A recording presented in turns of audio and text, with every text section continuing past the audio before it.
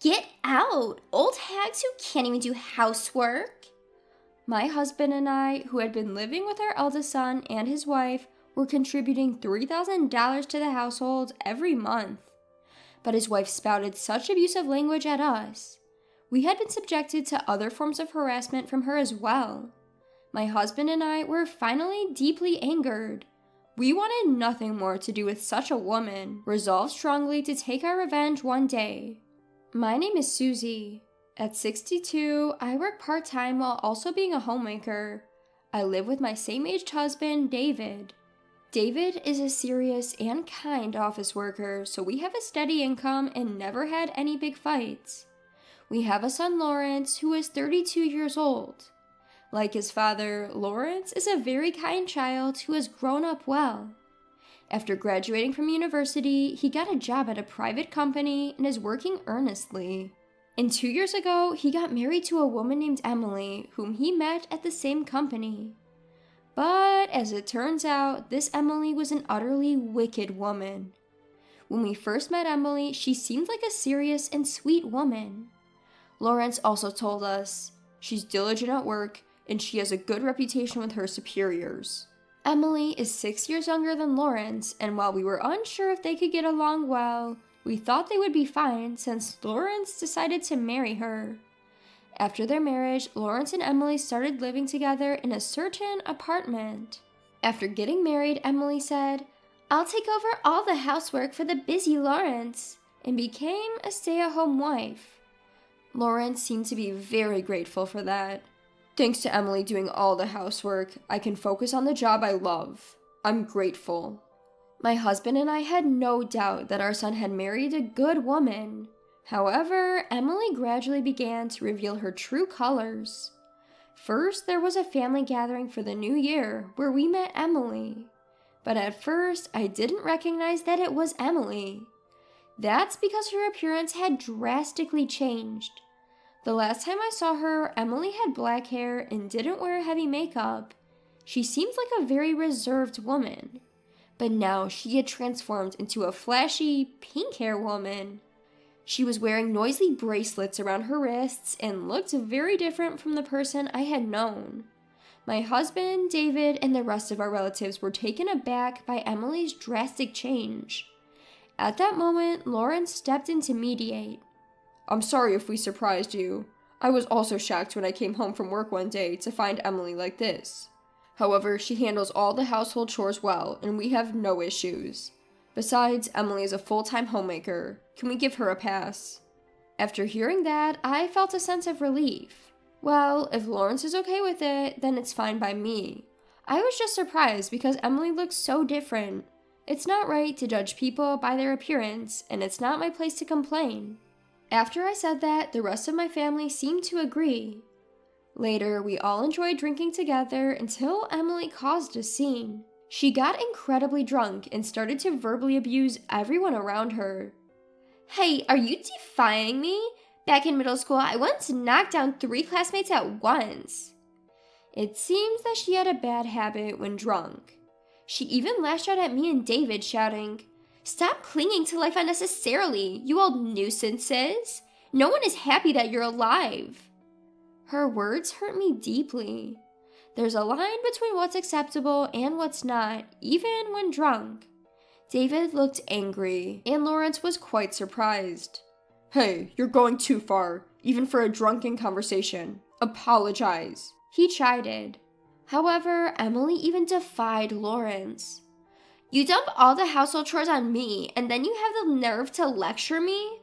A wimpy guy like you, I could take you down in a second." Emily continued her tirade, hurling abuse at everything in sight, causing trouble for everyone. Eventually, she passed out from the alcohol and finally quieted down, but the atmosphere was tense. Everyone was angry at Emily. Then one of the relatives started a conversation. "Emily mentioned earlier about defeating classmates. Was she a former delinquent?" "No, Emily graduated from a public university. I thought she was a serious person at heart," Lawrence responded, but that relative remained skeptical. "Do we have concrete proof that she's lived a straight life? Perhaps we should investigate Emily's past and what kind of person she is." I agreed with this suggestion. Perhaps taking this incident seriously, Lawrence promised to look into it.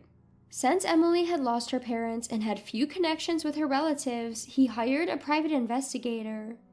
The investigation revealed that Emily was quite rebellious during her middle school years and was the leader of a delinquent group. She was such a notorious bad girl that even the famous local hooligans followed her orders. From the time she was in 9th grade, due to the thoughts of her future, Emily started to behave more seriously on the surface. She graduated from a public university, but she never cut ties with her rowdy group of friends. Even now, when Lawrence is away at work, Emily invites these unruly friends over to their house. What's worse, they make such a commotion that it has become a nuisance to the neighbors. Emily was merely concealing her true nature. She was quite the troublemaker indeed. Frustrated by this, Lawrence broached the subject of divorce. However, Emily cried and pleaded, "I'm sorry, I'll become serious from now on. Please forgive me. I absolutely need you, Lawrence. Please, don't divorce me," and even changed back to her old attire. She even took out her smartphone and deleted her friends' contact numbers right in front of Lawrence. She apologized over the phone to the relatives who were bothered by her during the New Year's gathering. She also called me to apologize several times. If she's willing to go to such lengths, Lawrence thought about reconsidering. As a result, they didn't divorce and decided to continue their married life. Lawrence is the one married to Emily, and I thought it's not good for parents to interfere too much, so my husband and I decided to respect Lawrence's decision. In fact, when I met Emily again at the family summer gathering, she had become a serious woman. I thought things would be okay like this, but one day while I was at my part-time job, I lifted a heavy object. The instant I did that, I felt an intense pain in my back, and I couldn't move at all. Other staff members hurriedly took me to the hospital, and it turned out to be a pretty severe case of back strain, so I was told to rest for a while. When I informed Lawrence about this over the phone, I got this reply. "Why don't you use this opportunity to live with us, me and Emily? Of course, along with Dad too. We'd all live together. Given your ages, incidents like these, injuries or illnesses, are bound to increase. It'd be better if me and Emily were around to help when something happens." When I thought about it, it made sense. Around the time my back pain healed, my husband and I, along with Lawrence and Emily, discussed and officially decided to live together. My husband and I live in a spacious single-family home, and there would be no issues with 4 of us living there. So Lawrence and Emily moved in with us, and we started living together. Initially, everything was going smoothly. Emily was doing half the household chores, which greatly reduced my workload. My husband and I would contribute from our paychecks, giving about $3,000 to the household every month. I work part-time and can't give much, but I wanted to reduce the financial burden on Lawrence and Emily as much as possible. However, Emily slowly started changing her behavior. First, she would say she's not feeling well and started pawning off household chores onto me. At first, I believed Emily and did most of the chores for her, but she seemed perfectly fine. She's been eating well, even going for second helpings at meals, and she looks healthy. Moreover, she has been going out all day long under the pretext of having fun. I couldn't help but ask, "Emily, I hate to say this, but are you really feeling unwell? You seem quite lively and you're out a lot." When I dared to ask this, Emily glared at me fiercely. "What? Are you doubting me? If you pull any more stunts, I'll punch you in the face." I was dumbfounded. What coarse language! It became clear at that moment that she was not at all remorseful. She must be pretending to have changed her ways because she doesn't want to break up with Lawrence. However, she was just pretending. Emily, perhaps thinking that I was scared, scoffed at me. "Scared, are ya? Well, that's not surprising. I've been playing the quiet girl until now, but I'm done with that. From now on, I'm going to let my personality shine. You know what will happen if you resist, right?" Emily must have intimidated others like this back in her student days. Perhaps because she was able to manipulate others into doing as she wanted, she continues this behavior into adulthood. It would be a lie to say I'm not afraid of Emily, but I didn't live 62 years just for show. I won't bow down to the threats of this former gangster. Maintaining a firm attitude, I warned her coldly. If your harassment goes too far, it could become a crime, you know. I'm not your robot to do as you command. I won't just do as you say. If you do something, I won't hesitate to call the police. Emily seemed taken aback by my unexpected response, but she quickly retorted, "Shut up, old hag. I'll never forgive you." Emily's shouting startled David and Lawrence, who came running. They were at home because it was a day off. When I explained the situation briefly, both David and Lawrence frowned. For the moment, it was decided to have a discussion among the four of us. David told Emily, "First of all, apologize to Susie." However, Emily refused to apologize. Instead, she crossed her arms defiantly. "Why do I have to apologize to an old hag? I thought Susie would take care of the housework, so I decided to live together. But my burden hasn't lessened as I thought. It's now the worst.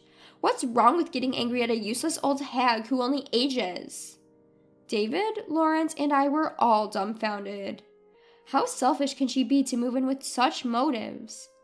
Then Emily said something even more shocking. "No matter what anyone says to me, I won't change. From now on, you all will become my hands and feet. Oh, but I don't need Susie and David. You're old hags who don't even do housework, so get out of the house." Hearing this, I was finally truly angry. I've had enough of this woman. I firmly resolved to take my revenge. My husband seemed to feel the same intense anger. Uncharacteristic for my usually calm husband, his face was flushed with fury. Then he said, "Should we move out now?" Feeling the same urge to distance myself from Emily immediately, I nodded and said, "Yes, let's do that." Then my husband and I quickly packed our stuff and left immediately. Even though we said we were moving, I couldn't take large items like dressers, so we decided to come back for them another day. Lawrence said that he still had things to discuss with Emily, so he decided to stay at the house. My husband and I headed to a cheap business hotel for the time being. We don't own another house, and we didn't want to impose on our friends, so we decided to stay there until we find a new place. The next day, from 8 in the morning, Emily started calling my cell phone. I thought I should ignore it and left it be, but she was so persistent, calling 20 times in just 1 hour. Although I regretted not blocking her calls, I was slightly curious about what she wanted, so I decided to answer just once. "Hello, is this Susie? Actually, I have a favor to ask of you." Emily's voice, sounding all cutesy, came from the other end of the phone. I instantly realized she was up to no good, and to be honest, it was creepy. From serious face to bad girl, now acting all cutesy? I found myself wondering just how many personalities this woman has. One thing for certain, I can't trust Emily no matter what personality she presents. Deciding it was a waste of time to continue this conversation, I simply said no thanks. I hung up, blocked her calls, and blocked her on all messaging apps so she couldn't contact me. My husband, watching my actions, did the same. We, as a couple, decided to permanently ignore all communication from Emily. In the afternoon, this time Lawrence called. "Mom, I've divorced Emily. I left the house early this morning, and I've just submitted the divorce papers. Last night, when I told Emily that I wanted a divorce, she said, 'Try if you can,' so I didn't hesitate and did it." Upon hearing that, I thought my son had made a wise decision. Being with a woman like that would never bring happiness. Instead, I told him that Emily had called, and for some reason, she was acting all cutesy. Lawrence, after hearing this, told me with a look of disgust.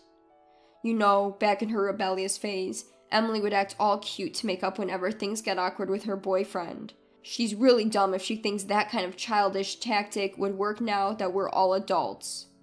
I completely agreed with him. Emily may have a decent educational background, but she's immature and arrogant.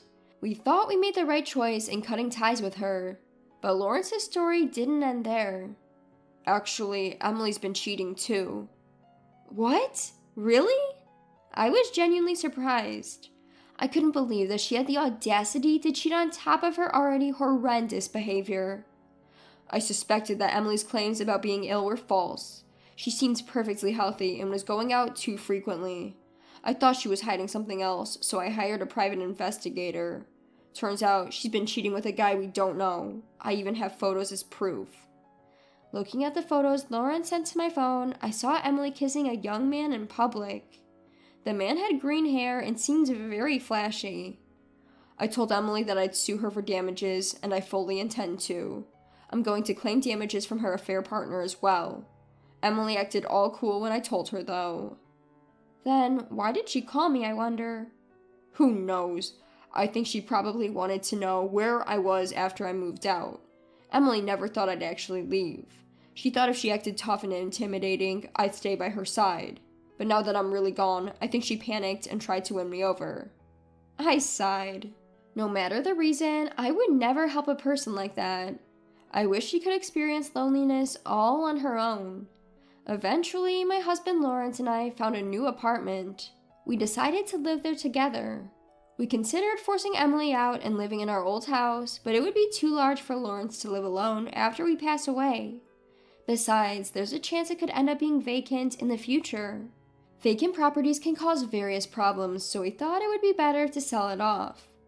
Lawrence agreed, saying, "I don't necessarily need to live in the house. Selling it is fine with me."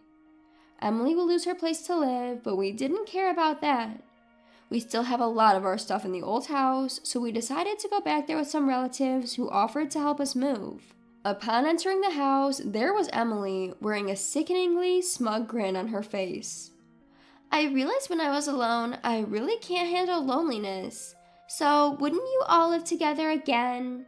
Also, I want to save some money, and I really don't want to pay Lawrence any alimony. Without an apology at this point, her audacious request made my anger boil over.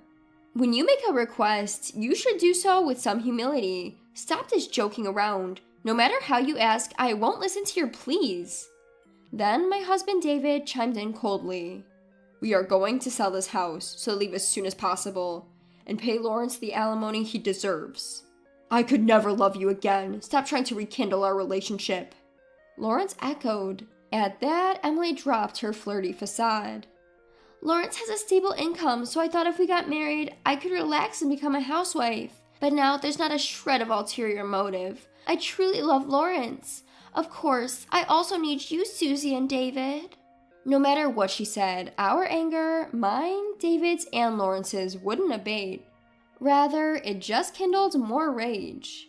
At that moment, a silent relative who had been observing the situation couldn't stand it any longer and interjected. Emily, you are such a despicable woman. If you have so much to say, why don't we settle this in a fair fight?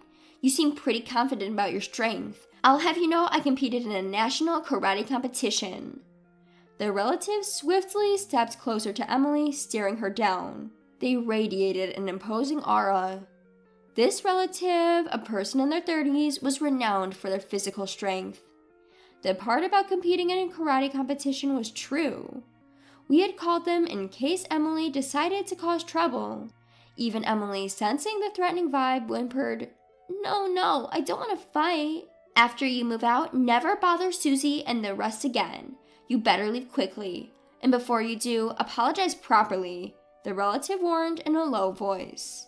Emily, suddenly becoming more understanding, quickly responded, Yes, I understand. I'll leave right away. All my large belongings, I'll leave them all here. I'm really sorry. She groveled, hastily packing up her belongings and leaving. Seeing this, the relative smirked. Emily can only act tough with those she thinks are weaker than her. When faced with someone she perceives as stronger, she becomes a submissive, spineless person, they observed. David, Lawrence, and I, recalling Emily's retreating figure, burst into laughter. With the pest gone, our moving preparations proceeded smoothly, and we managed to relocate to our new home without a hitch.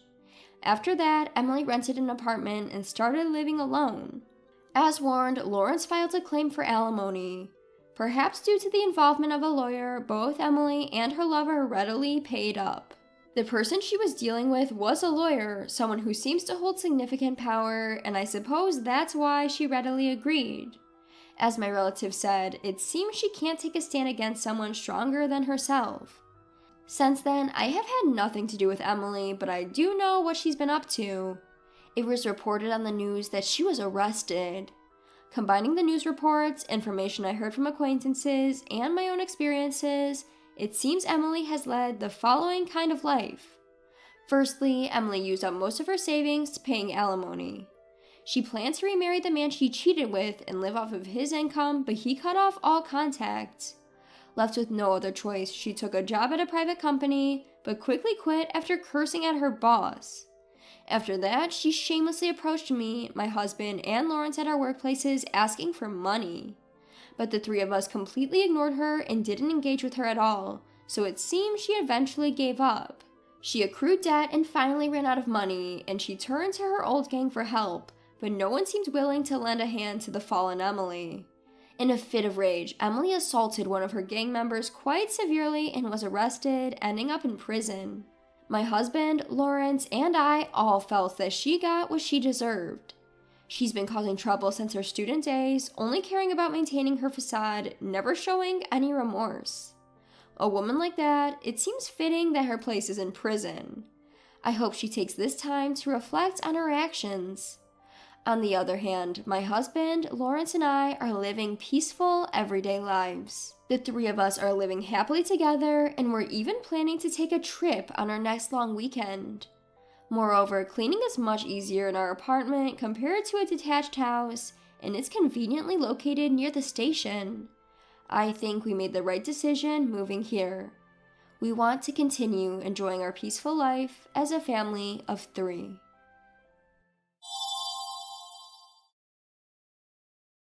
My name is Maggie.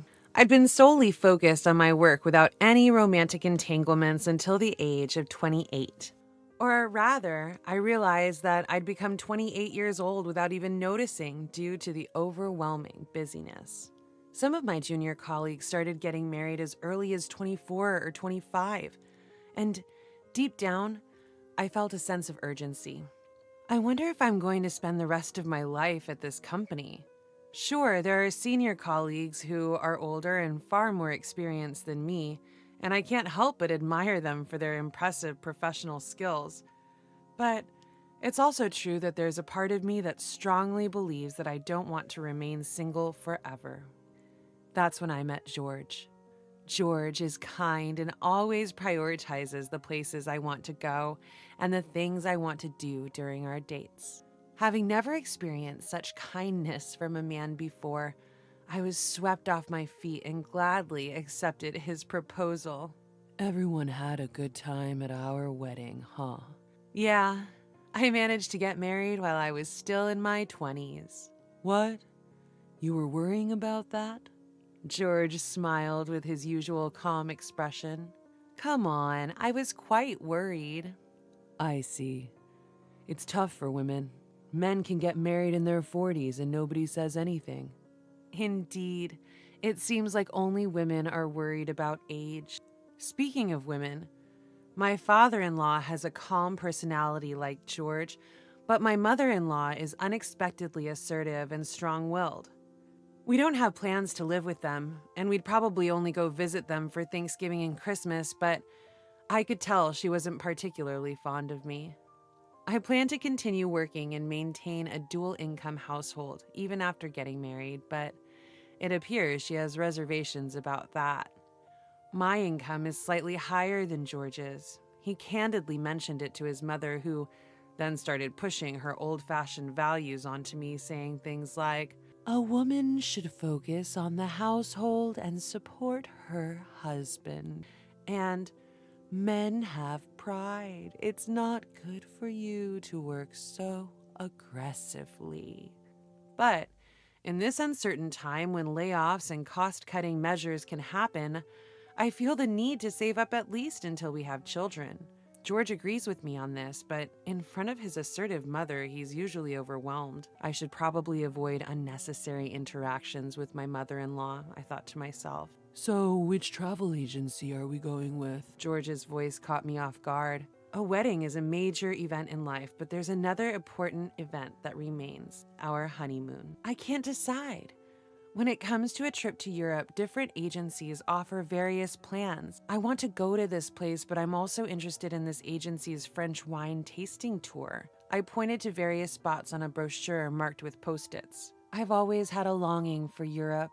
Stained glass windows in churches, stylish cafes, and historic towns. An opportunity like this is probably a once-in-a-lifetime experience.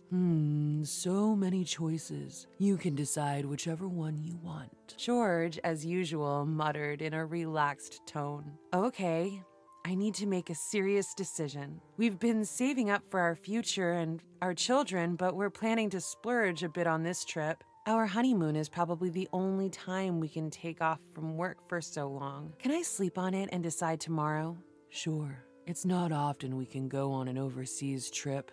George, wearing a smile, made his way to the kitchen to enjoy a cup of coffee. Opportunities to go abroad or on vacations are rare, but above all, a honeymoon is an event that happens only once in a lifetime. I want to create unforgettable memories with George, just the two of us. That's why I didn't want to make a decision I might regret later. Even during work, I found myself constantly daydreaming about our trip whenever I had a spare moment. I did refrain from opening travel magazines except during my breaks, of course.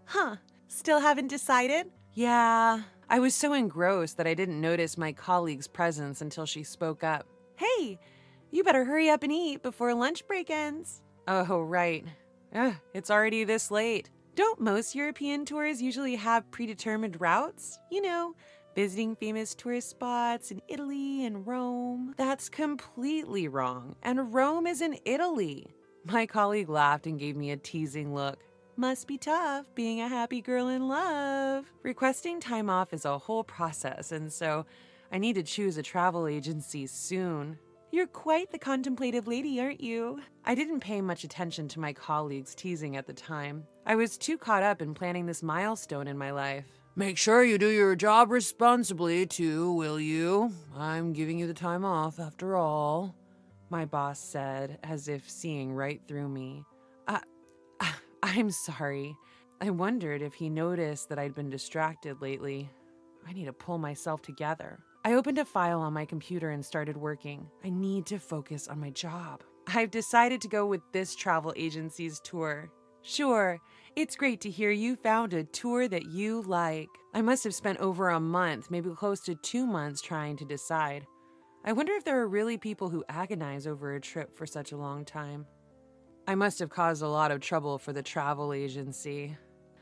I'm sorry for all the trouble I've been making, a bunch of inquiries, even about the tour details. The female staff at the travel agency gave me a warm smile. You two are going on your honeymoon, right? Yes. It's normal to take your time thinking about your honeymoon. It's a once-in-a-lifetime journey. We've even had a client who spent 6 months planning their trip alongside their wedding. I was genuinely surprised at the mention of 6 months. Is that so? Despite my murmuring, she maintained her smile. An overseas trip is different from a domestic one. There's a sense of something special. Our job is to provide a trip that will be a wonderful memory for our clients. I felt relieved to hear those words. I was immensely grateful to our wedding planner for their assistance during the wedding, and as I realized that various people were supporting us like this, my anxieties about our trip naturally started to fade away. Now I can focus on work without worry. I'm sure my boss will be relieved as well. When George came home in the evening, I gave him the news. I'm home. I've decided on our travel plan. We're going with this travel agency. George replied in a relaxed manner to my childlike excitement. That's good. I'm glad you found a good one. I was a bit taken aback, but after all, I was the one who had always longed for a trip to Europe. Perhaps this is what travel means to George. Hey, are you excited about our honeymoon? Feeling insecure, I found myself asking him. Surprised, he opened his eyes wide and replied, Of course, with you, I'm certain our trip will be great. We should inform our parents later, too. We spent the evening discussing our trip in detail. Sorry for the worry. We've finally decided on our honeymoon destination. I was so happy that I could hear it in my voice, even without realizing it. My boss, sensing my excitement, said with a relieved expression, Oh, good. I'm counting on you until the trip then. He also handed me some extra paperwork. I didn't even mind the extra work. I was that excited. With both of us working, the timing for us to take the 12 days off needed for a trip to Europe was limited. Because of that, we managed to set the schedule quickly. Guess what, Mom? I couldn't contain my happiness and immediately called my mother when I got home to tell her about the trip. That sounds wonderful. I'm looking forward to the authentic European souvenirs. Something authentic, huh? Maybe I'll look for something stylish, accessories or something. My mother seemed ready to happily send me off on my trip. All I had to do was pack. I've always loved packing for trips. I should also check the weather of the places we're going. Why does preparation for something fun proceed so smoothly? Unlike me, who's impatient, George, with his relaxed personality, seems to take his time with his travel preparations. A week before our trip, both of us had finished packing. Hey, can we buy a new suitcase? I was taken aback by George's sudden question. Suitcase? What's wrong with the one we have? Wait, are we going to repack everything? In response to my rapid-fire questions, George murmured, Well, not quite. I was thinking of preparing an additional new suitcase. It's true that the suitcase we have is of medium size and there's not much space left once we pack 2 people's changes of clothes and other necessary items, including a folding umbrella for the trip. We should have enough space to fit souvenirs for our parents and work colleagues, but if I come across a lovely antique or something, I might end up wanting to buy it. That might be a good idea. We could use one more. When we have to carry them, you and I can each hold one. Yeah, thank you. I was genuinely happy that George showed interest, as he rarely voiced his opinions during our wedding planning or previous trips. And then it was the day before our honeymoon. I felt my heart race with excitement as I realized that tomorrow was finally the day of departure. What if I can't sleep tonight? But it would be a shame to feel sleepy during the trip. While I was preoccupied with such thoughts, I heard the doorknob turn. I'm home. Hey, I'm worried I won't be able to sleep tonight because I'm so excited. George, with a solemn look on his face, started to speak. What could he want to talk about the day before our trip? There should be no issues with our passports or documents. What's up? He began speaking. About my parents, Then a shocking phrase slipped out of his mouth. I was planning to ask you to take care of my parents' plane tickets, but I forgot. Do you think it's still possible to make an arrangement? For a moment, I was unable to comprehend what George was saying. Wait, what are you talking about? When I asked, he explained, I told my parents about the trip after everything on the itinerary was finalized, but they got upset saying that it's normal for the groom's parents to tag along. By any chance, have you already purchased their tickets? I felt my blood start to boil at the sudden and unexpected conversation. What are you talking about? A honeymoon is supposed to be for the couple, isn't it? It's absurd for parents to come along. But my parents were overjoyed when I told them it was a trip to Europe. But just because they're happy, we had just gotten married and this was supposed to be a special trip for us. Does George think of it as a regular family trip? Then suddenly the doorbell rang. Without making eye contact, I glanced at the intercom screen and saw George's parents. Contrary to my shock, George casually responded through the intercom. I'll open it now. And quickly let them into the living room. Sorry to barge in like this. In my mother-in-law's hand was a bag stuffed full of luggage. Mother-in-law? Taking advantage of my stunned silence, my mother-in-law kept talking. A Boston bag might not be suitable for a flight. We heard you guys prepared a suitcase for us. The suitcase was for them? I felt a sense of weakness wash over me. As I looked at George, he had an expression as if this was all to be expected. I don't want to argue with my in-laws, but I couldn't back down on this matter either. After all, we had spent so much time planning this honeymoon. Plus, there's no way we could get additional tickets at this point, and I verified online that the tour bookings are already completely booked. Um, this is our honeymoon, you know. But my mother-in-law answered in a very matter-of-fact manner. So what? George wasn't taken aback either. My father-in-law was standing behind my mother-in-law holding a huge amount of luggage. A honeymoon is usually just for the couple. In response to this, my mother-in-law replied, "Didn't you come to marry into this family? It's only natural that a wife serve her husband's family, isn't it?" I understand if it's a family trip, I would gladly go on the trip with the two of you, but a honeymoon is different. Honeymoons and family trips are the same thing. Then how was it when you went on your honeymoon? I was gradually getting irritated, but my mother-in-law, with a triumphant look on her face, responded, "At that time, my mother-in-law had a bad leg. It's a daughter-in-law's duty not to push her too hard, isn't it?" So you didn't take your mother-in-law on your honeymoon, did you? My mother-in-law was clearly displeased. I knew this would happen the moment I decided to stand my ground. What a difficult girl. We packed with excitement for our trip to Europe, you know. Excitement for our trip to Europe. Just hearing those words made all the struggles and joys I had experienced rush through me, and I couldn't help but feel tears welling up. "Hey, Maggie, isn't it okay if they come?" I heard George's voice coming from beside me. "The more the merrier. If tomorrow doesn't work out, we can cancel and look for a place for the four of us." Huh? As I looked back in astonishment, my mother-in-law joined in with a mix of laughter. "That's right. Oh, I have an idea. How about changing it to a trip to Paris? I want to brag about it to my friends." Her words even made me feel dizzy.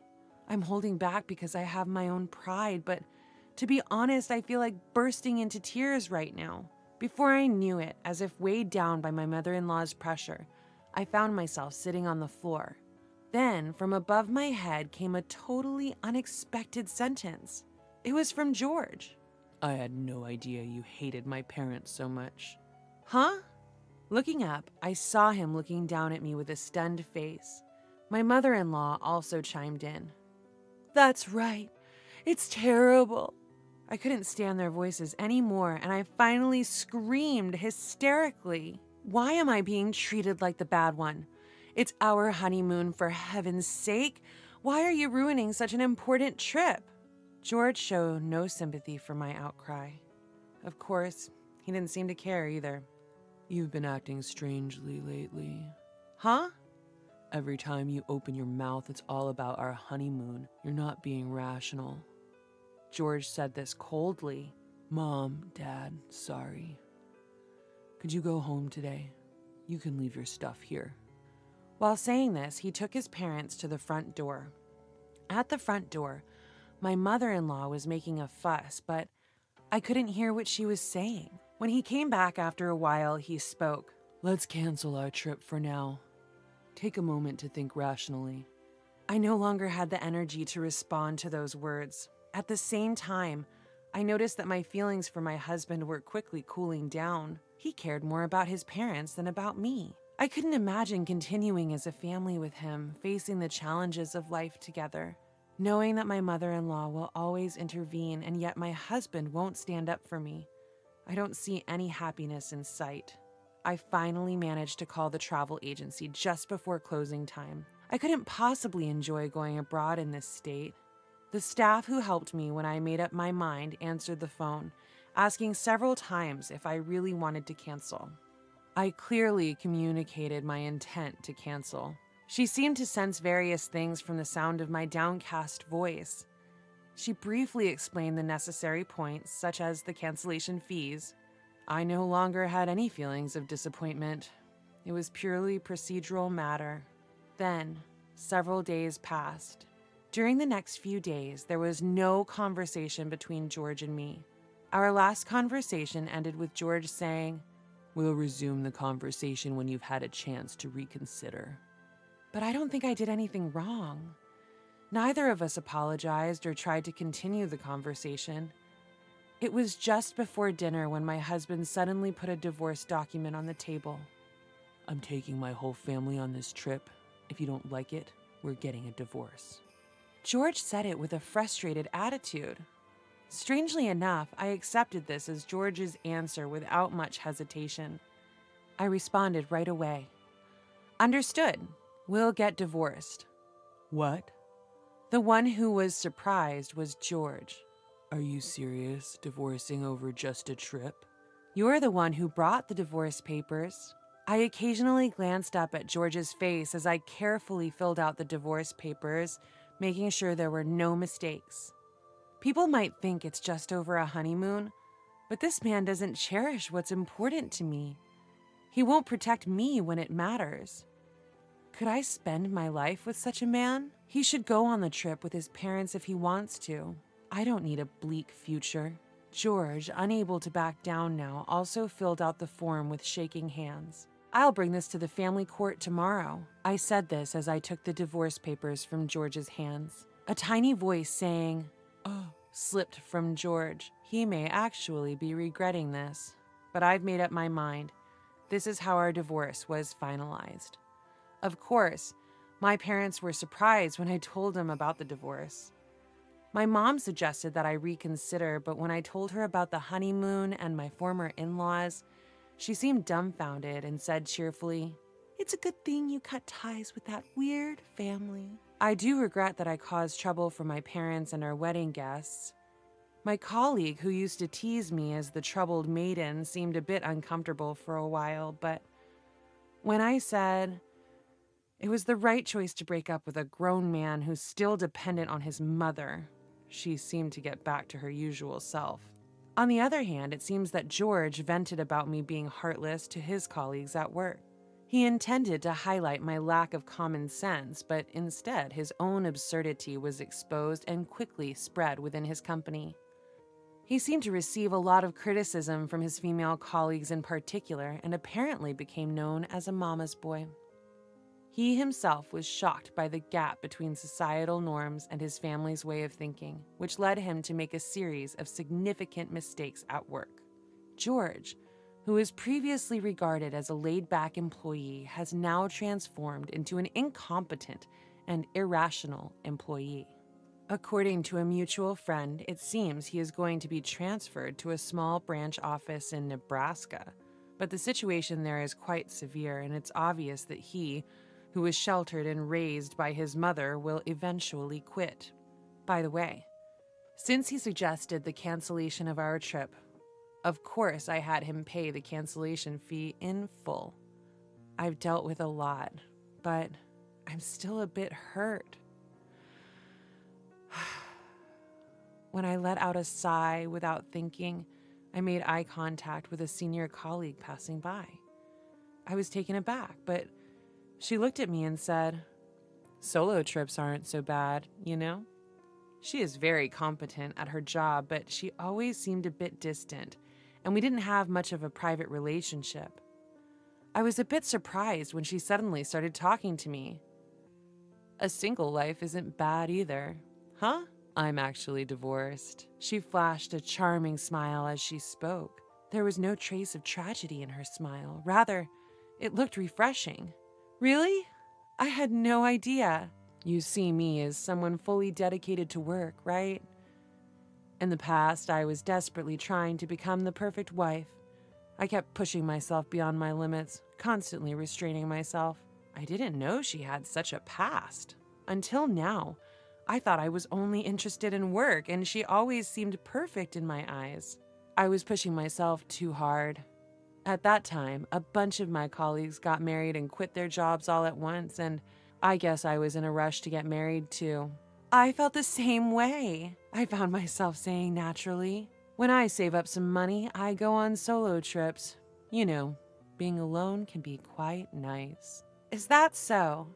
Why don't you try it once you've saved up some money? Of course, I wouldn't mind accompanying you." I couldn't help but smile at her words, and before I knew it, we were both laughing. I realized I might have been shackled by society's expectations of happiness. I want to become a free spirit like her, not bound by anything. What is my happiness? Is it working? Or maybe having hobbies? Maybe I might find a true life partner, someone who isn't my ex-husband. In any case, I have plenty of time to think. Welcome home! The bath is ready. I'm hungry, so the bath will be after. Prepare me dinner. Sure thing. This has been the same old conversation between me and my husband for decades. My name is Karen. I'm a 59-year-old homemaker. I time the preparation of the bath and dinner to coincide with my husband's return from work. Since it's not always clear which he'll want first, I have to have both ready. Hey, bring some tea. When he says that, I simply respond, sure thing, and prepare the tea. I've been living this life for nearly 40 years, so for me, it's just as usual. I got a job right out of high school, met my future husband, who was my boss at the time, and we got married. Being the youngest of 4 siblings with 3 older brothers and with my parents getting on in years, I wanted to get married early to give them some peace of mind. Plus, I was working in an office, but frankly, it wasn't a good fit. As someone with no higher education, I was worried if I could get another job. So, getting married and retiring seemed like the best option for me. When my marriage was settled, my parents were overjoyed and shed tears of happiness. Not long after my daughter was born, they moved into a nursing home, leaving me the family home. I thought my prideful husband would oppose moving into my childhood home, but he figured it was better than renting, so we renovated it and moved in. He hardly did any housework or childcare, but the fact that we raised our daughter comfortably until adulthood is thanks to him. So I thought it was only natural to devote myself to my husband, until I saw that thing. With our daughter married and moved out, it's just the 2 of us in this house now. Our daughter, who lives nearby, checks in on us often, probably out of concern. She says she plans to continue working until she has kids. In our time, it was common for women to quit their jobs when they got married, but it seems times have changed. When I told her how impressive it is that she's doing all the housework for her husband and still working as she always has, she looked puzzled. What are you talking about? We split the housework. Her husband, having lived alone before, can clean, do laundry, and cook. I knew he was capable when it came to work, but didn't expect him to be skilled at housework too. It's quite different from Dad. She laughed as she said that. It seems that her husband, as well as her father-in-law, are good at doing housework. Indeed, a far cry from our household. It was a shock to me, who had always thought it was natural for my husband to not do housework. By the way, Mom, I have a favor to ask. Turns out, she knows someone who runs a housekeeping service and is looking for more staff to expand the business. Mom, why don't you give it a shot? When she asked that, I was taken aback. I hardly have any work experience. I've never worked a day since I got married. Considering my age, I didn't think about working now, but when I heard that many people like me were working, I became a bit interested. Alright, I'll go and listen to the details next time. My daughter said that before she left.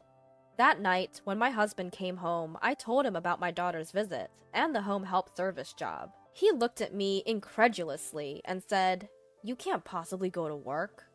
After a pause, he added, "Karen, I have a business trip the day after tomorrow, so prepare my stuff." Another business trip? You've been having quite a few recently. Can't be helped, it's part of the job. In the past few years, my husband's business trips have become more frequent. He used to never go on them, but now it seems like he's gone at least once a month. And of course, I'm the one who prepares for his trips. I was also preparing for this trip, but due to the bad weather lately, the laundry didn't dry properly. I had forgotten to add one of his spare dress shirts. This had never happened before, and I thought it might be because I was getting old. But I couldn't embarrass my husband, and I thought I might still have time. So I called my husband, who had already left home. I called his cell phone several times and even sent an email, but there was no response. Then I realized that he had left his cell phone at home in the bedroom. My husband, who is not very interested in cell phones, occasionally forgets it when he goes to work. He doesn't seem to have much trouble because he doesn't go out much at work, but I suppose it's a different story when he's on a business trip. In a panic, I called his office. The person who answered was one of his subordinates. When I told him that my husband had forgotten something for his business trip and I needed to contact him, he said, "Business trip? Please wait a moment," which made me wonder. Even though he's a direct subordinate, he doesn't know about his boss's business trip? As I was thinking this, I was told, "I'm sorry, he seems to have gone straight to his business trip destination without stopping by the office." I asked about my husband's business trip destination and his companion, but they said they couldn't disclose that information. I was told something about the company's confidentiality obligation, and I agreed to have them tell my husband about the forgotten item instead. After a while, I heard a car stopping outside, and the doorbell rang. It seemed that my husband had come back home because he had received a call from the office. I apologized to my husband and handed him his dress shirt and cell phone. When I saw my husband off outside, I saw a woman sitting in the driver's seat. I nodded slightly to her, but she ignored me. I watched my husband get into the car with a somewhat unpleasant feeling. My husband returned home 2 days later in the evening. As soon as he came back, he said, "Bath." But I hadn't started heating it yet. There was no notice of his return, so I had no idea when he would be back. Besides, it was earlier than his usual return time. Then my husband became grumpy and said, "Then let's eat first." So I quickly made dinner and served it. As I set the meal before my husband, I asked him, "How was your trip?" However, he barely responded. "You wouldn't understand even if I told you. You've never worked." Words that belittled me seemed to come naturally from his lips. I let out a sigh. Claiming fatigue, my husband finished his meal and went straight to the bath and then the bedroom. Remembering my daughter's conversation, I called her and said, "I want to hear more about the housekeeping service job." For the 40 years since I got married, all I did was household chores and child rearing, so even if I thought about working, I believed I wouldn't be able to do anything. But with a housekeeping job, I might be able to put the 40 years that seemed wasted to good use.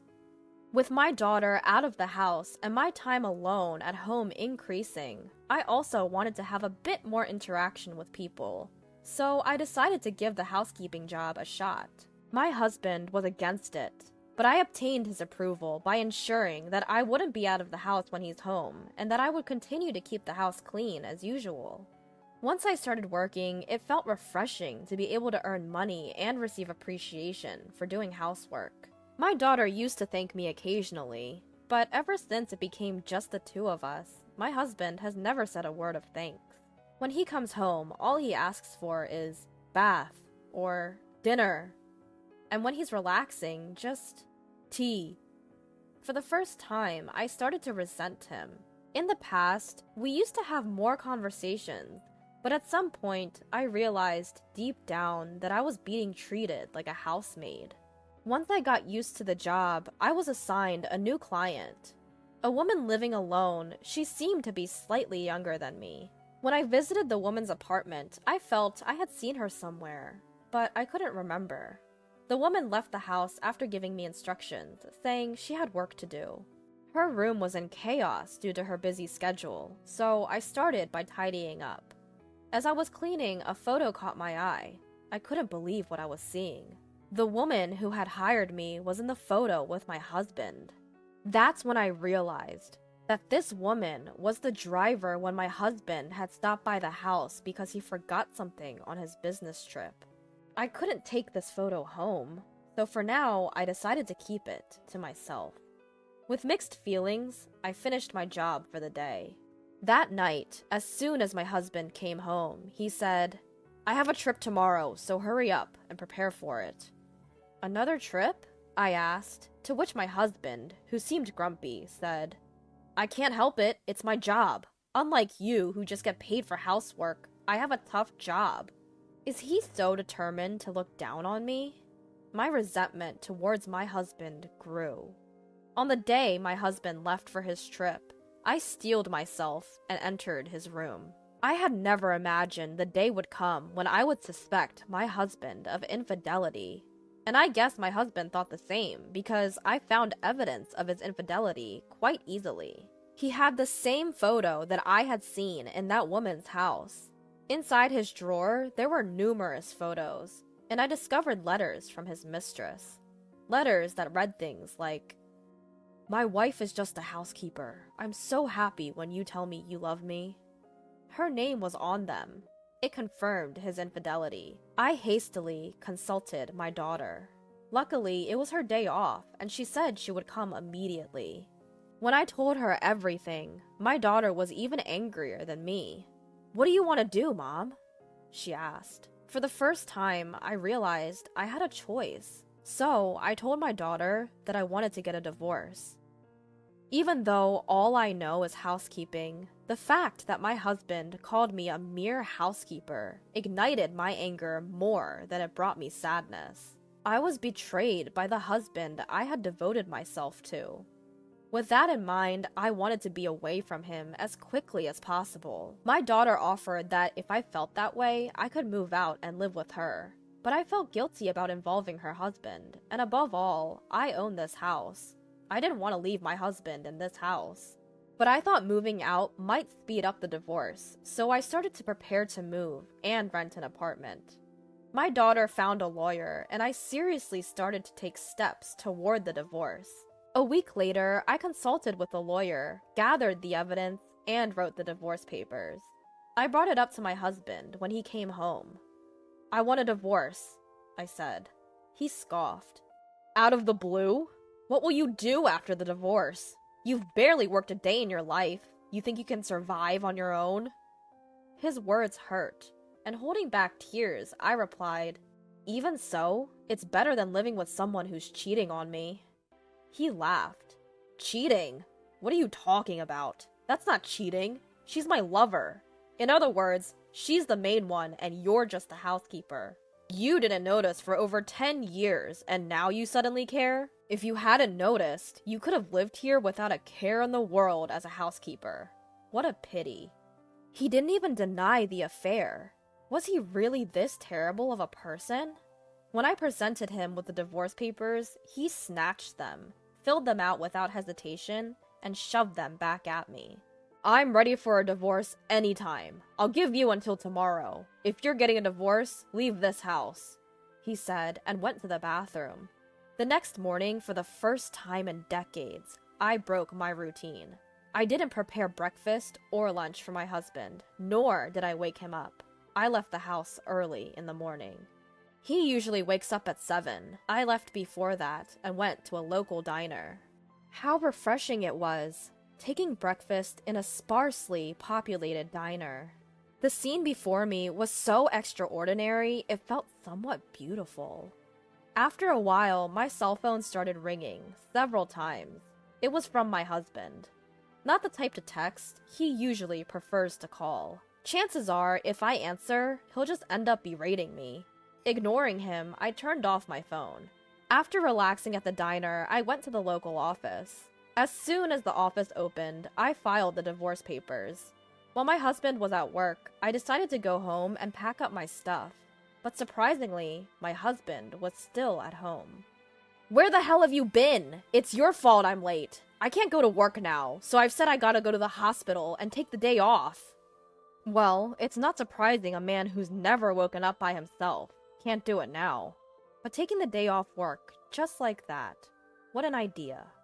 I didn't feel like arguing with him, so I just ignored him and started packing. "Ah, so you've decided to leave. From now on, I'll invite her over." Her must be his mistress. Is he planning to kick me out and live here with her? The moment I heard that, I reached my breaking point. "So, you've been making a fool of me all this time. I've already consulted a lawyer. Be prepared, because I will definitely claim compensation for the affair."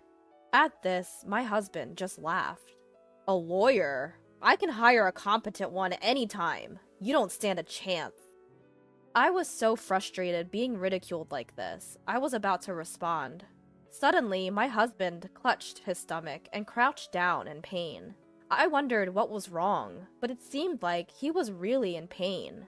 For a moment, I thought of leaving him like that, but if I do, there might be repercussions against me. Seeing him in such pain, I called an ambulance. The ambulance arrived quickly.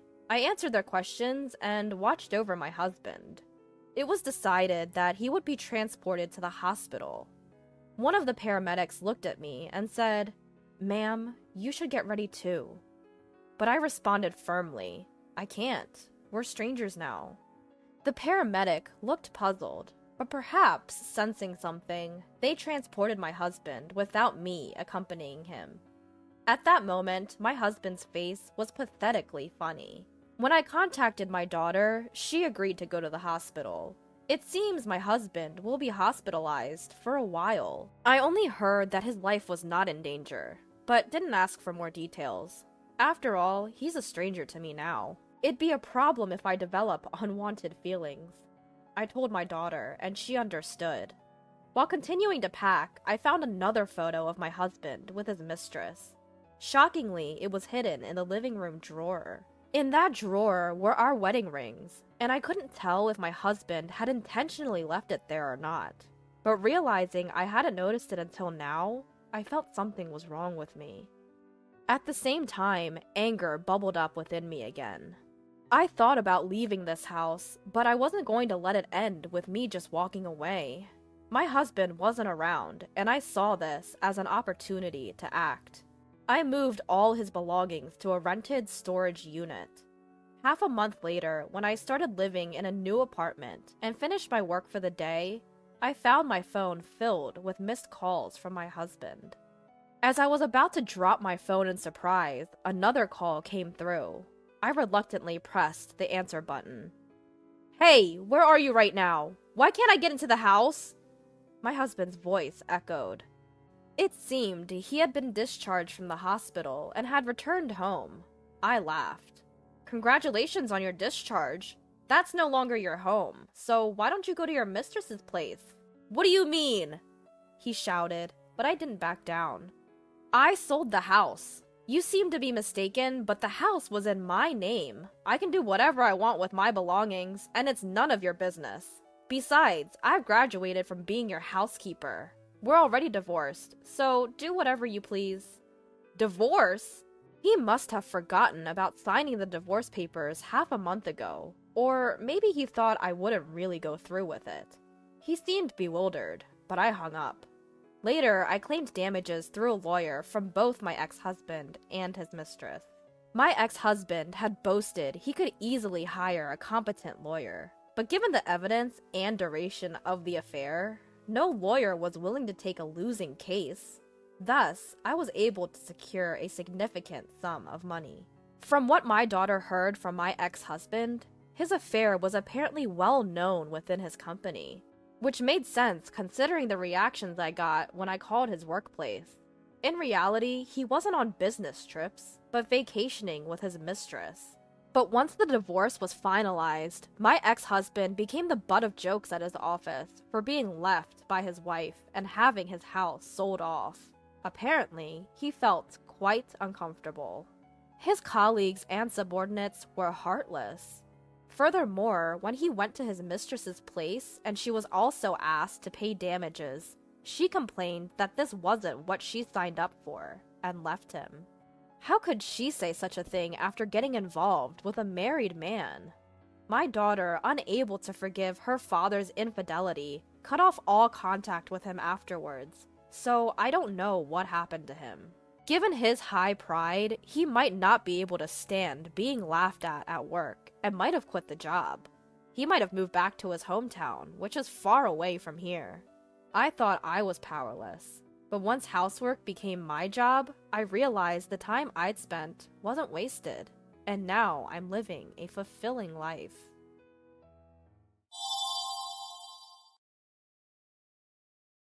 Looking at the divorce papers handed to him, Robert let out a hearty laugh.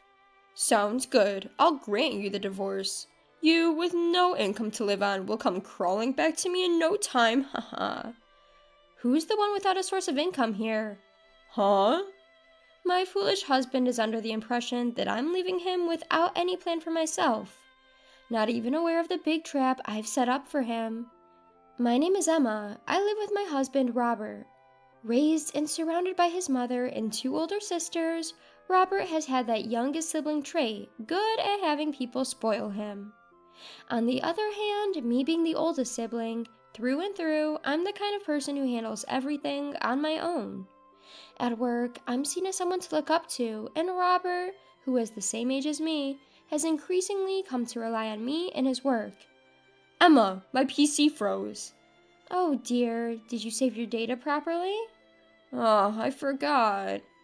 Really? I'll help you redo it, so give me your hard copies. Our duo, with me supporting the constantly blundering Robert, had become well known in the office. Gradually, Robert began to consult me about his private matters as well, and the time we spent together after work increased. As the older sister type, I didn't mind being relied upon by Robert. One day, Robert asked me out. I thought, why not keep going like this? So I agreed, and we began dating. Robert was happy to publicly announce our relationship, and the company-approved dating continued until our marriage. After turning in our marriage certificate, I decided to support him as a good wife should and promptly quit my job. Being me, who tends to overwork for future, I was also a bit tired of continuously working. I thought I wouldn't be bad to devote myself to my husband after marriage. Several years have passed since then, and Robert has steadily climbed the corporate ladder. One day, I was invited to go out for drinks by a colleague with whom I was close at the company. As I was happily catching up with them, my colleague, looking relieved, said this. It's good to see you haven't changed, Emma. Huh? Why? Well, according to what Robert has been saying, you know? Robert's colleagues, who work at the same place, looked at each other. Hey, what has Robert been saying about me? We heard that Emma is not good at handling housework at all, and Robert is supporting you in everything. No, that's a lie. No, it's true. He often says at work, Emma can't live without me. Yes, indeed. We were surprised. Our Emma? Really? What seems like Emma helping him at work was just Robert making it look that way. In fact, Robert is better at work, or so Robert says. He said that Emma quit her job because of her feelings of inferiority. I was truly shocked by their words. Robert, who had been pampered by his mother and sisters until we got married, is a man who can't even boil water, let alone handle housework. Cleaning, laundry, daily cooking. He can't help with any of the detailed chores. I am the one who handles everything in the house. Yet, he has been spreading completely opposite stories to everyone. And that's not it. He's also been spreading false rumors about why I became a full-time housewife. Because he's better at work and that made me feel inferior so I quit? That's ridiculous. Why would he spread such nonsense? I was so spaced out, I left the drinking party early. As soon as I got home, I confronted him. Robert, are you bad-mouthing me at work? Stop doing that. To which Robert responded nonchalantly. It just happened spread that way from some conversation. Wouldn't you also be proud if people thought your husband was competent? You haven't said anything unnecessary, have you? I haven't said anything. In fact, I was too surprised today to rebuke properly. I will correct them from now on. Don't stress about something so trivial. You're so immature, haha.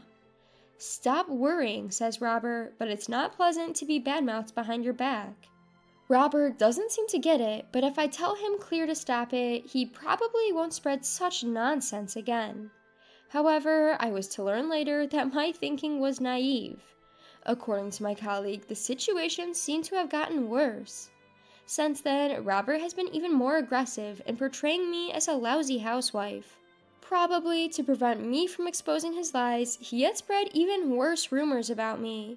He blatantly advertised that I was a good-for-nothing wife, lazing around without properly taking care of the housework, and boasted aloud about supporting me with his salary. Can you tell me more about this? I called on my colleagues to ask for details. Well, after that, Robert started bad-mouthing you to our boss too. Even the boss? Robert said you were so embarrassed, you begged him, please keep our private life out of the office. You didn't say that, did you, Emma? Of course not! I vehemently denied it. He anticipated that no matter what I might tell our colleagues later, it would only sound like an excuse. I told everyone the truth. I take care of all the household chores, and Robert can't do anything around the house. Moreover, he always comes to me for advice whenever he faces difficulties at work. When he said he didn't know how to prepare a proposal, I even helped him make documents. Afterwards, he just dumped everything on me because it would be faster if you do it all. Just as I thought. My old colleagues who knew me well immediately believed me. Then they continued with reluctance. I was hesitant whether to tell you this or not, Emma. According to them, Robert, after his promotion, had been using his position to invite young ladies from work to dinner. There was one in particular he seemed to favor, and she didn't seem to mind. Recently, they've been spotted together late at night quite frequently. Actually, I've seen it myself. Robert, arm in arm with her, having an intimate dinner at a restaurant. Indeed, Robert had been coming home late at night very often lately, claiming he was working overtime. He would even leave early in the morning during weekends, saying he was on a business trip. I see. Thanks for telling me. Then I understood everything. Not only was Robert belittling me, he was also cheating on me behind my back. Not only was he bad-mouthing me at the office, but he was also seeing another woman behind my back. I can't forgive him. I no longer have the will to support such a person. I kept my anger and resolution to myself and decided to keep up the facade of our normal life. Unaware of all this, he would come to me asking for guidance on work as usual. Hey Emma, the progress of our next project isn't looking good. If this doesn't go well, it's bad for the company. Where do you think we need to adjust our schedule? Oh, and by the way, this is a proposal that needs to be done urgently. Can you have it ready by tomorrow? I'm busy with something else.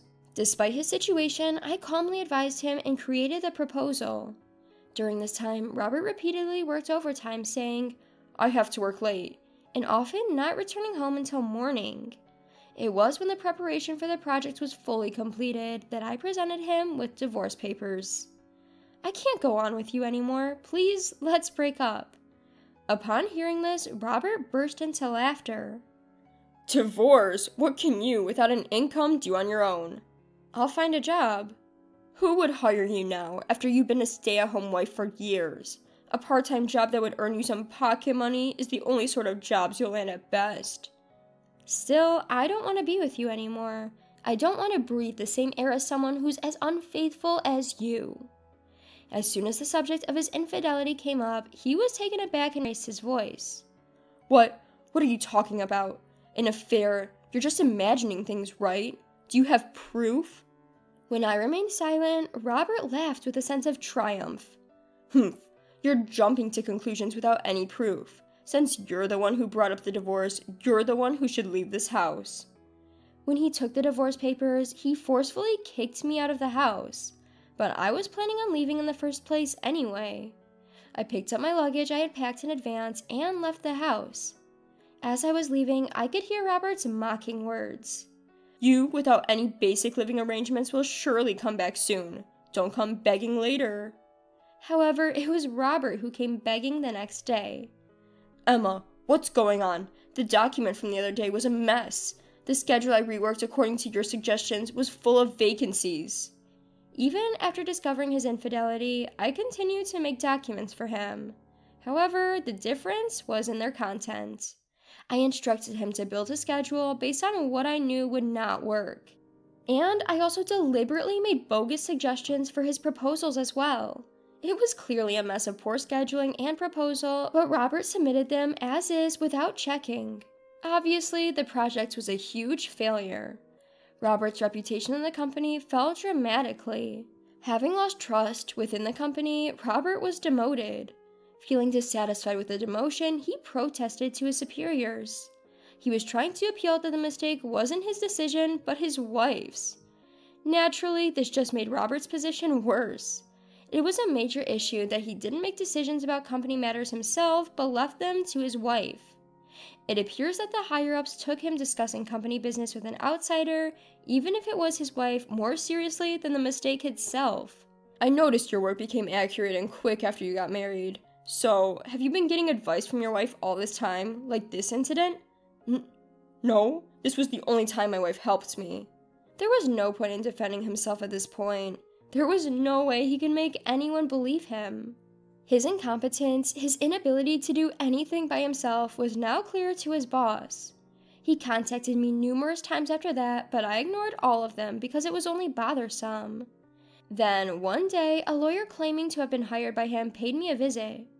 Robert says you're always welcome to come back. Huh? Even now, Robert still believes I'll return. Moreover, you're welcome to come back? How arrogant! Ridiculous. Please tell Robert that I have no intention of going back. He was actually worried that you wouldn't be able to get by. If that's the case, he need not worry. I'm ready to start a new life on my own.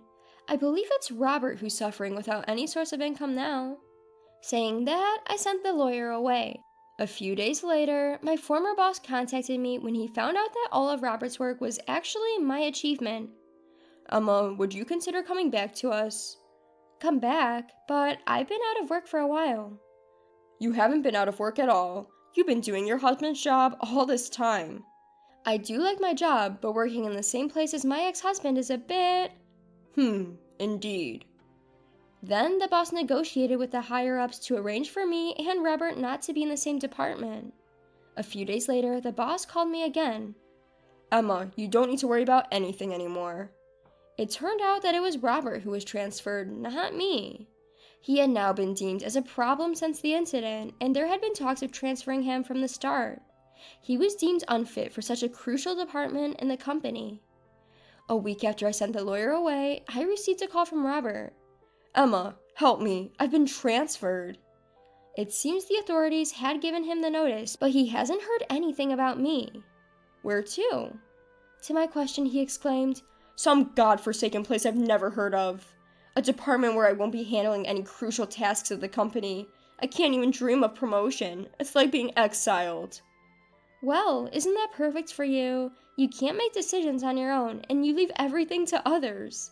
Plus, you can't even check the tasks you delegate. There's no way they'd put someone like you in a crucial position. We've been working together as a couple up until now. Keep supporting me from now on. You're the one who made me lose the will to support you.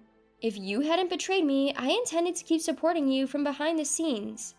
I didn't betray you. I wasn't serious about her. I don't care if you were serious or not. What I can't forgive is that you deceived me. Trust, once lost, can't be regained. Please, don't leave me. I can't live without you. At this point, Robert's words did not move me at all. That might be true. I can't see you, who can do your job or manage the house, surviving alone. You've always relied on others and never done anything for yourself, and now it's coming back to haunt you. What happened to the reliable Emma who always used to help me? The supportive wife vanished the moment you cheated, lying to your colleagues, pretending to be competent at work, fooling around with female colleagues behind the scenes. You deserve to be dumped. You reap what you sow. I hope you suffer. I hung up the phone in the heat of the moment and blocked Robert's number. There's no joy in being relied on by Robert now. After that, I was able to divorce him. I made sure to claim a suitable alimony from him and his mistress. Only a few close friends know where I went after leaving the house. As long as I block his calls, there's no need to worry about Robert harassing me. And now I hold a position he once did. Thanks to his constant work consultation, I was almost fully aware of the department's movements, even after I quit. And so I started working hard just like before I was married. Robert's mother and sister showed up just as I was starting to forget about him. You must be Emma, right? They glared at me. You tricked my son and stole his position. I never liked you from the start, but I didn't know you were this wicked. Robert's habit of lying hasn't changed, has it? My mutterings triggered my mother-in-law to yell back, her face turning bright red. What did you say? Are you calling our Robert a liar? I've seen it clearly now. It's because you all believe everything Robert says without a doubt that he's become like this. What do you mean like this? Ask anyone at work and you'll see. Robert can't do anything by himself, but he's a pro at being pampered and relying on others. What's more, he thinks others are obligated to help him. Standing before my in-laws who were trying to exert pressure on me, I continued to speak calmly. And that's not all. He slanders those who have helped him behind their backs and built up the lie that he's a great person. It's not that I took Robert's position from him, but rather the veneer wore off, which led to his reassignment. Even so, isn't it heartless for you, his wife, to abandon your husband? You should say those words to Robert. He had me do his work while he was out having an affair. Have you heard about this from him? What? What is that about? Just as I thought, he's only told you what's convenient for him. That's so like Robert, even till the end. By the way, if he has complaints, why doesn't Robert come here himself? That is... Does he have a reason for not wanting to see everyone at work? Maybe because he lied and deceived his peers, had an affair with a colleague, all of which were exposed and he got transferred? I guess he wouldn't dare show his face after all this, would he? Affair? Transfer? What's all that about? I would recommend you guys to not take everything he says at face value. I'll be going now. Realizing that I was right, my in-laws awkwardly and quietly left. There's probably nothing else that Robert, who had used his final trump cards of his mother and sister, can do. He can reflect on himself while living alone in a remote place, or he can continue to behave the same. What he does doesn't concern me in the least. I will just continue to live my own life. I am truly grateful to the boss who recognized my ability and brought me back to the company.